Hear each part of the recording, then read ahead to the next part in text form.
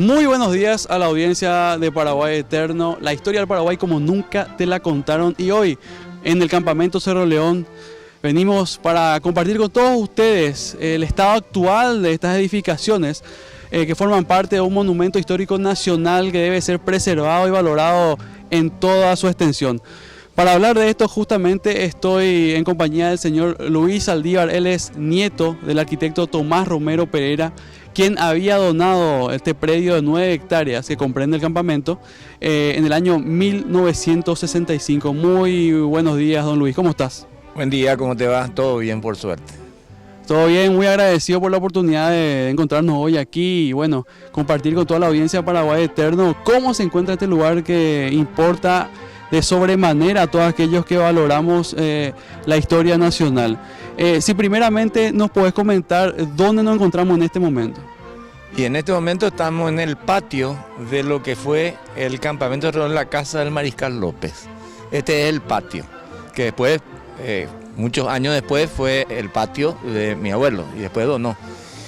El campamento, la casa en sí, tiene los materiales originales. Lógicamente, el correr del tiempo ante tantos años empieza a deteriorarse. Por ejemplo, las columnas, empieza a haber rajaduras, y eso es necesario que se tome en cuenta porque yo creo que después del Panteón Nacional de los Héroes está el campamento de Cerro León. Y entonces es necesario refaccionar toda la casa, pues es muy grande. En este mismo lugar se congregaron los paraguayos que se vinieron hasta aquí para reclutarse y formar parte de lo que fue la defensa de la patria durante 5 años. Acá se entrenaron gran cantidad de soldados, las tropas que venían de todas las localidades paraguayos que concurrían aquí para el entrenamiento, donde el mismo mariscal era quien observaba cómo se iba desarrollando el entrenamiento de estas tropas que se irían posteriormente ya al frente de batalla. Es por ello la gran importancia de este lugar, donde los paraguayos se congregaron para ir a luchar. Acá detrás tenemos el que era la casa del mariscal, un poquito más hacia la derecha. ¿Qué tenemos? Y el galpón donde vivían los oficiales y suboficiales, que está más deteriorada que esta casa, que estamos tratando de mantener. Tenemos gente que nos ayuda, hay muchas estancias acá, cooperan entregando cosas, pero ese galpón, si no se hace enseguida, se va a caer. ¿Cuáles serían los problemas que se pueden ver a simple vista que existen en el galpón primeramente? Rajaduras, columnas que ya no pueden estar más ahí, pero después lo más simpático es que todo lo que se hizo en la época del mariscal, los pisos, todo, están exactamente intactos. Pero el problema es el techo, y si se desmorona una parte, se cae todito. Y ahí ya, reconstruir no vale la pena. Así mismo es, como dijiste, parecería ser por una parte que la fortuna está todavía con cierta parte de nuestra historia, por eso se puede preservar. Ocurre también con el Panteón Nacional de los Héroes, que hoy se está restaurando en el justo momento, cuando ya se está a punto de caer lo que sería la cúpula. Se pudo intervenir eso y bueno, hoy podemos decir que el Panteón está siendo salvado de una caída y por supuesto de una desaparición de alguna u otra forma. Eso debería ocurrir acá en el campamento Cerro León de forma urgente. Así como vemos, tenemos en muchas partes con rajaduras en las paredes internas, tenemos los techos que van también cediendo un poco sobre las columnas, que son todas de material de la época. Exacto, todo es de material de la época, no se ha podido, cuando estaba en nuestro poder, o sea, el poder de la familia, la estancia, nosotros sí refaccionábamos en el sentido de cambiar algunas columnas que ya estaban en desuso, pero después todo estaba intacto, hasta que se donó al Estado paraguayo. ¿Qué ocurre años después? Luego de la donación que se da en 1965, ¿cuándo empieza, digamos, la dejadez acá? ¿Cuándo se abandona este lugar? Y 1975, por ahí, más o menos, no tengo muy en mente eso, pero más o menos entre 75 y 80. Don Luis, ¿usted ha recurrido a alguna institución del Estado que tiene en guarda este lugar? ¿Qué puede decirnos al respecto? ¿Tuvo una respuesta o no? No tuvimos ni una respuesta. No solamente yo, sino que también mis primos hicieron lo mismo. Enviamos notas pidiendo la atención. Incluso nosotros tenemos guías acá que solamente cobran el sueldo, nada más. Y ellos se encargan de cortar el pasto, de limpiar. El campamento siempre está muy limpio, nunca está deslucido, digamos. Lógicamente acá está el ataúd del general Eduvigis Díaz, que hasta hace poco tiempo se encontraba en donde era su casa materna, acá mismo en Pirayú también, pero en este lugar creo que está mejor reservada y cuidada para evitar cualquier tipo de rapiñaje. Otra de los objetos, elementos valiosísimos que existe acá en el campamento, que es justamente lo que decía, el ataúd original del general José Eduvigis Díaz. Exacto, para mí es una reliquia que debería ser bien consagrada, bien cuidada, y se trata, yo le conozco a los muchachos que están acá encargados, que dependen de Secretaría de Cultura, se desloman para mantener vivo esto. Pero no, esa es la cuestión. Yo creo que si se le donó al Estado, el Estado tiene que mantener. Si no, nos quedamos nomás con esta porción de campo.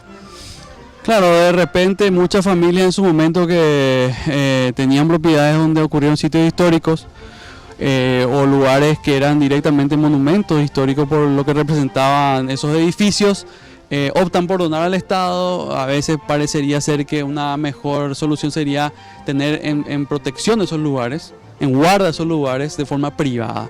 Don Luis, ¿qué más podemos decir de este lugar? Y fíjate nomás, cuando viniste por Pirayú, es una ciudad, primero limpia. Después conservan las casas de la época intactas, los propios propietarios y habitantes de Pirayú. Es un mérito tremendo. Ese empedrado que habrás pasado, ese empedrado, por ejemplo, también es de la época. Lamentablemente nosotros frente al Palacio López, cuando estaba en empedrado de la época, se hizo faltar. Me pareció una locura, pero bueno, no.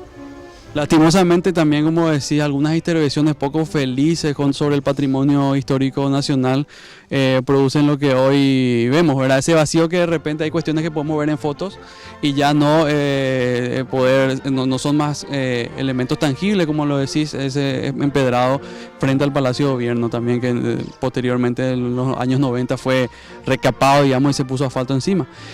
Don Luis, ¿en qué contexto se da la donación de este lugar por parte de tu abuelo al Estado paraguayo? Bueno, mi abuelo era una persona que yo recuerdo que yo me fui con mi hermano a ver si cuánto tenía en su caja de ahorro, tenía 5 millones de baníes nada más, porque él primero donó escuelas en la cordillera, después donó parcelas de campo para evitar el avijeo. En Encarnación hizo la biblioteca más grande. Y en ese mismo contexto, él dijo, yo quiero donar el campamento porque yo quiero.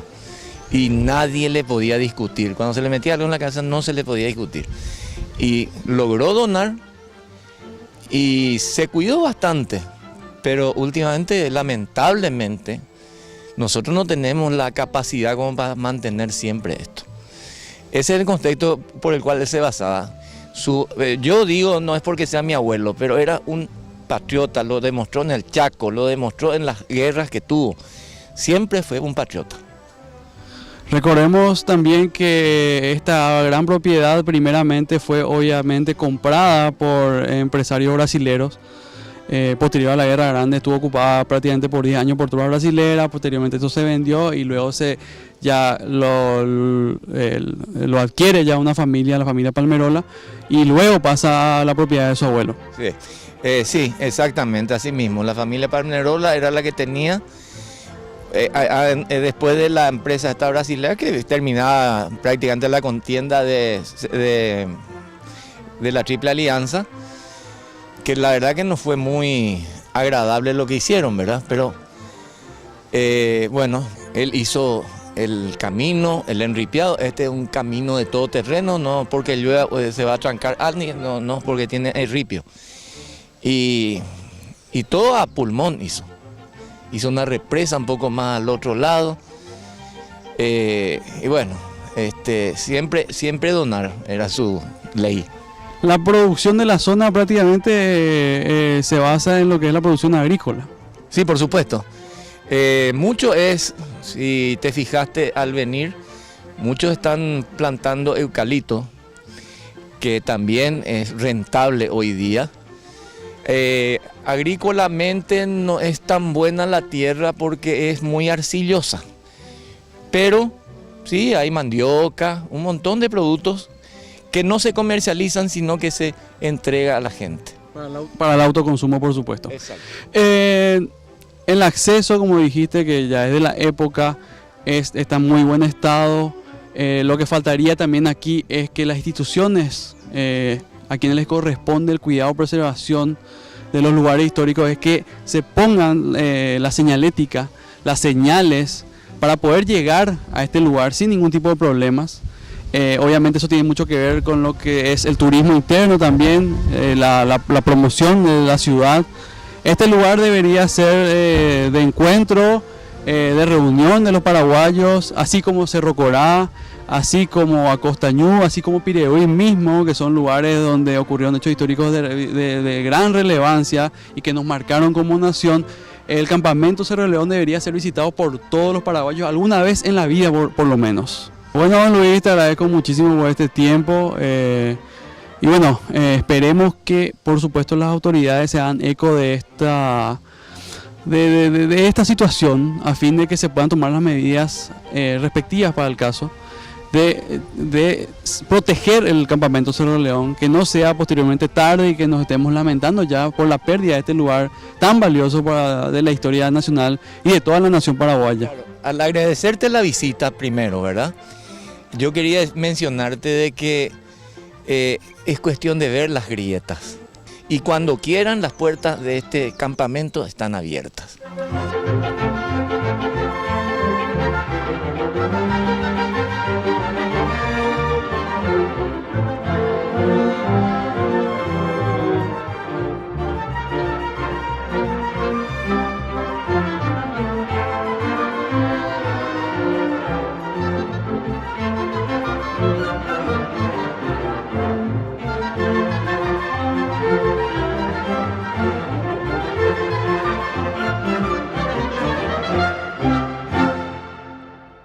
Este 2016 recorrimos el país llegando a distintos sitios históricos, desde los cuales de manera inédita en la televisión paraguaya pudimos compartir con ustedes la historia del Paraguay como nunca te la contaron.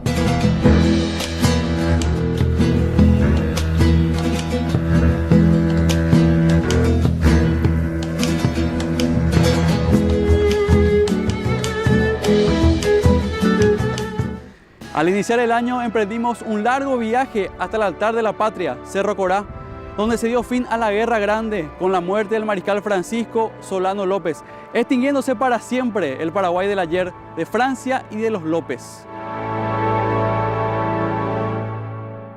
Campamento, campamento,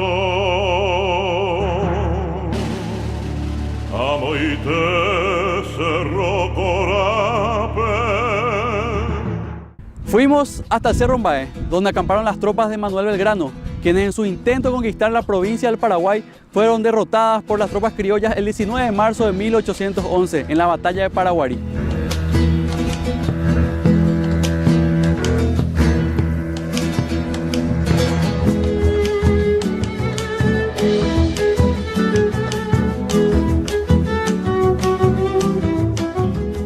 A Caraguatagú fuimos hasta llegar al legendario río Gaú, donde fueron sacrificadas las últimas naves de nuestra marina, hundidas para evitar que sean tomadas por el enemigo en agosto de 1868.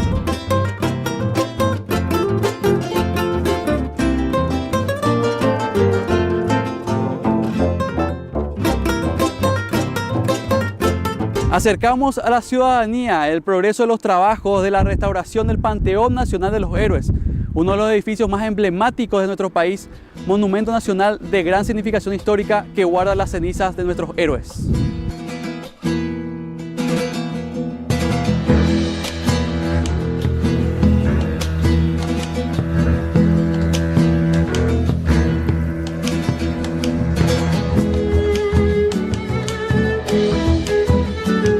En mayo, por invitación de su municipio, visitamos la ciudad de Catuete, ubicada en el departamento de Canindeyú, a fin de realizar una charla ante un auditorio repleto.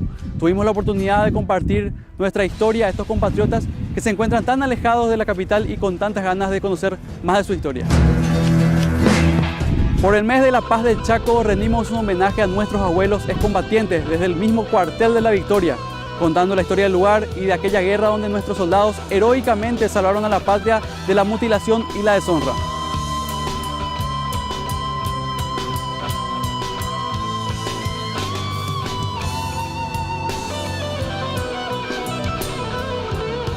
En los meses de junio, julio y agosto, en un gran esfuerzo de producción, nos trasladamos hasta el glorioso Chaco Boreal para visitar y mostrar a la audiencia la situación de los campos de batallas y lugares históricos de la guerra contra Bolivia. Nanagua, Gondra, Campo Vía, Toledo, Boquerón y Pitiantuta fueron nuestros destinos y desde allí compartimos con todos ustedes la historia e importancia de esos lugares donde transcurrieron jornadas de heroísmo, donde el soldado paraguayo reconfirmó el lema que dice vencer o morir.